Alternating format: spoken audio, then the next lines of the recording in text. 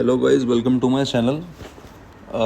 First of all मैं बता दूं, मेरा प्रोफेशन बिल्कुल भी टीचिंग नहीं है, लेकिन मैं खुद पढ़ रहा हूं इतने टाइम से, तो मुझे एक बहुत ज़्यादा अच्छा आइडिया है कि एग्ज़ाम में क्या पूछा जाता है और क्या नहीं पूछा जाता है। इसलिए मैंने ना बिल्कुल बहुत शॉर्ट सा बिल्कुल पीडीएफ बनाया है और इसका ही मैं आपको बता रहा हूँ। अगर ये पढ़ लिया तो आपका इंडेक्स नंबर का थ्योरी पार्ट समझो हो गया। इंडेक्स नंबर की ये डेफिनेशन एक छोटी सी: index number is a relative measure use to compare and characterise the average change in the price. इतना सा भी लिखोगे तो भी हो जाएगा, आगे का क्वांटिटी वैल्यू और इसे लिखने की ज़रूरत नहीं है। उसके बाद में ये फ्लो चार्ट अगर आप बनाते हो ना, तो ऐसे तो खैर कोई आपकी कॉपी पढ़ता नहीं है, पर फिर भी अगर आपकी कॉपी में ये सब चीज़ें दिखती है तो टीचर एक इसके मतलब ये मान के चलो कि तुम्हारी आगे की कॉपी बहुत ध्यान से नहीं पढ़ी जाएगी, है ना।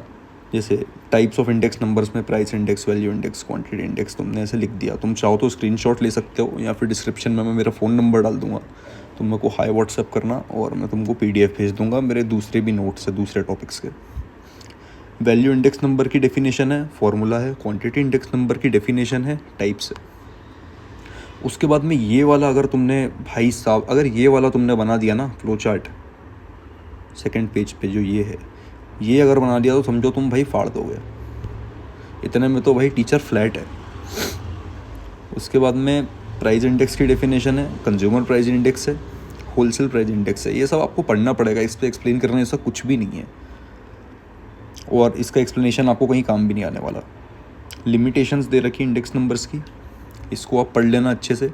3 पॉइंट भी लिखोगे तो भी चलेगा, छोटे छोटे कर देना पॉइंट्स को। और ये फार्मूले बहुत सिंपल से फार्मूले में समझा देता हूँ आपको। सिर्फ लास्ट पेयर्स के और फिर पास्ट चेस के 2 फार्मूले याद करने हैं, बाकी के 3 उन दोनों से ही बन जाएंगे।